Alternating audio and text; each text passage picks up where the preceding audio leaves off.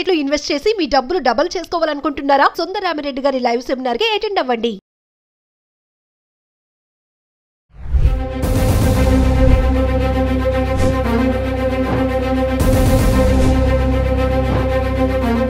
నమస్తే, welcome back to Suman TV.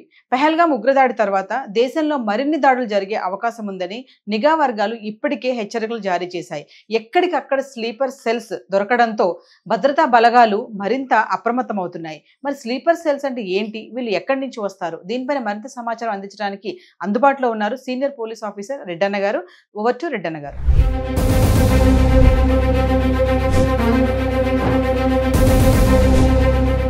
Pahalgam దాడి తర్వాత నేషనల్ ఇన్వెస్టిగేషన్ ఏజెన్సీ మరియు రా దీనిపైన ప్రత్యేకమైన దృష్టి పెట్టి ఇన్వెస్టిగేషన్ చేస్తే వీళ్ళకు లభ్యమైంది ఏమిటి అంటే through sweeper cells only it has happened అని. ఈ స్వీపర్ సెల్స్ ఎవరైతే ఉన్నారో వాళ్ళు పెహల్గామ్లో దాడికొచ్చిన వాళ్ళకి సపోర్ట్ చేయడంతో కాదు, స్వీపర్ సెల్స్ వాళ్ళకి కావలసినటువంటి సదుపాయాలన్నీ కూడా చేసుకున్నారు. అదేవిధంగా ఈ పెహల్గాముకు సంబంధించి మరియు భారతదేశంలో ఉండేటువంటి వైటల్ ఇన్స్టలేషన్స్, మిలిటరీకి సంబంధించి, యుద్ధానికి సంబంధించి, మన సేవకు సంబంధించి, మన అన్ని సేనలకు సంబంధించినటువంటి సమాచారం హైదరాబాద్లోనూ, పెహల్గామ్లోనూ, గుజరాత్లోనూ, బాంబేలోనూ ఉన్న వాళ్ళు చేరవేస్తున్నారు పాకిస్తాన్ ఐఎస్ఐ ఏజెంట్లుగా చేరనేది అర్థమైంది. సో దీంట్లో పూర్తిగా ఇన్వెస్టిగేషన్ చేయడం మొదలు పెడితే అదే మనకి హర్యానాకి చెందినటువంటి జ్యోతి మల్హోత్రా అనే అమ్మాయి పేరు బయటకు వచ్చింది.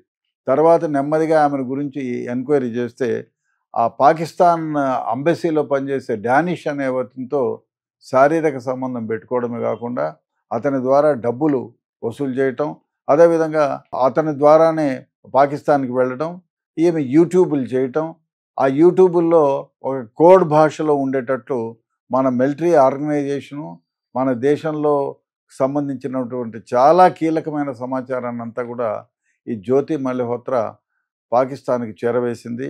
అదేవిధంగా ఈమెకి లక్షల మంది ఫాలోవర్స్ ఉన్నారు ఆల్ ఓవర్ ఇండియా.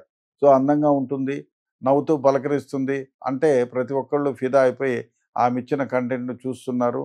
ఆ ఈ కంటెంట్ ఇచ్చేటువంటి ఒక యూట్యూబర్ ఈ విధంగా రహస్యంగా మన భారతదేశానికి సంబంధించినటువంటి ఆ రహస్యాలన్నీ, మిలిటరీకి సంబంధించిన ఆ రహస్యాలన్నీ, మరి ఎవరు ఎప్పుడు దాడి చేయొచ్చు, ఎక్కడ ఎవరో ఉండరు అనే సమాచారాన్ని మొత్తం ఈమె పెహల్గామ్కు సంబంధించిన దాడికి సంబంధించినటువంటి మొత్తం వీడియోను కూడా పాకిస్తాన్కి ఐఎస్ఐ ఉగ్రవాదులకు చేర్చింది. ఈమె చాలా దారుణమైన వ్యవహారం.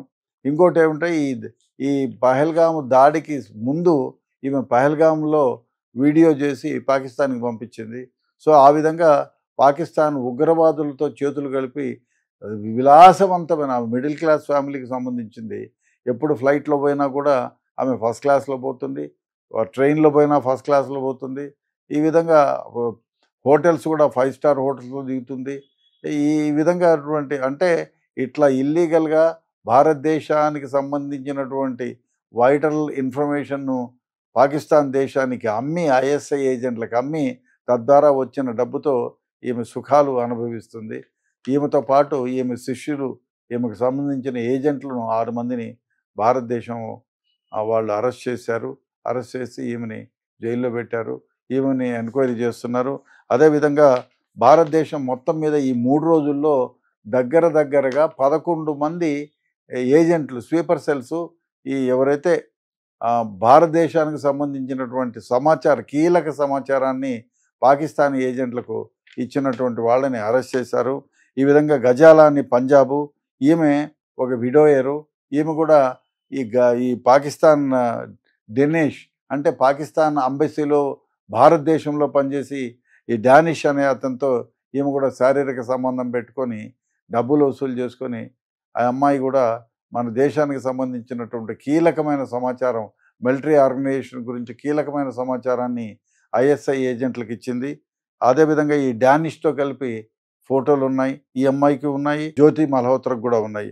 అదేవిధంగా నెమూర్ రెహమాన్ పానిపట్టు, ముర్తుజా అలీ జలంధర్, దేవేందర్ సింగ్ పంజాబ్, అదేవిధంగా సుఖప్రీత్ సింగ్ పంజాబ్, కబీర్ సింగ్ గురుదాస్పూర్, ఈ విధంగా 11 మందిని భారతదేశంలో ఇంటెలిజెన్స్ డిపార్ట్మెంట్ వాళ్ళు, అదేవిధంగా నేషనల్ ఇన్వెస్టిగేషన్ ఏజెన్సీ వాళ్ళు అరెస్ట్ చేశారు. ఇంకా చాలామందిని తమ ఆధీనంలో ఉంచుకొని వాళ్ళని ప్రొక్యూర్ చేసి వాళ్ళ ద్వారా సమాచారం సేకరిస్తున్నారు. బహుశా భారతదేశంలో ఇప్పుడు ముఖ్యంగా ఈ స్లీపర్ సెల్స్ యాక్టివ్ అయినాయి. దానికి కారణం ఏమిటంటే మనకి జరిగిన దాడి తర్వాత, పహల్గామ్లో జరిగిన దాడికి ప్రతీకారంగా మనం దాడి చేసాం. పాకిస్తాన్ పైన 11 స్థావరాలపైన దాడి చేసాం. ఉగ్రవాదులు ఎక్కడైతే పెట్టి పోషించబడి ట్రైనింగ్ ఇస్తున్నారో ఆ ఉగ్రవాద క్యాంపులన్నింటి కూడా మనం నాశనం చేసాం. సో వాళ్ళకి అదేవిధంగా మన దేశంపైకి మారణాయుధాలని వేయాలి అనేటువంటి ఇన్స్టలేషన్ కూడా మనం సర్వనాశనం చేసాం. ఆ కోపంతో ఐఎస్ఐ ఉగ్రవాద సంస్థలన్నీ ఏకంగా చేరి భారతదేశంలో ఉండేటువంటి ఎవరైతే స్లీపర్ సెల్స్ ఉన్నారో వాళ్ళందరినీ యాక్టివేట్ చేసి ఇక్కడ బాంబ్ బ్లాస్ట్లు సృష్టించి, అదేవిధంగా భారతదేశంపైకి పాకిస్తాన్ ఎప్పుడైనా యుద్ధానికి వస్తే మన వైటల్ ఆర్గనైజేషన్లు ఎక్కడెక్కడ ఉన్నాయి అనే దాన్ని గుర్తించి వాళ్ళు దానిపైన దాడి చేయడానికి అనువుగా ఉండేటట్లు సమాచారాన్ని అంతా సేకరిస్తున్నారనేది గుర్తించారు.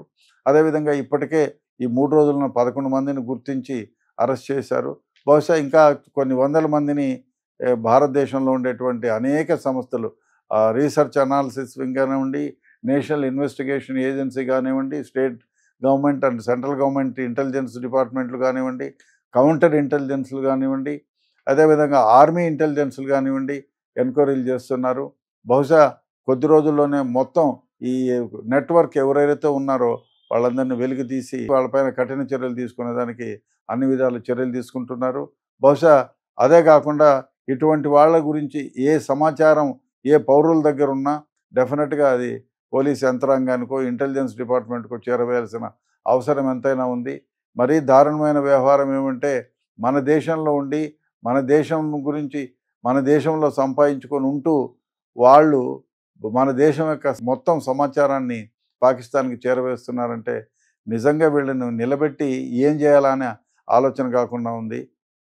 భారతదేశంలో ఉంటూ భారతదేశానికి సంబంధించినటువంటి వైటల్ ఆర్గనైజేషన్ యొక్క మొత్తం సమాచారాన్ని ఇస్తున్నారు. చూడాలి ఇంకా ఎంతమంది అరెస్ట్ అవుతారో.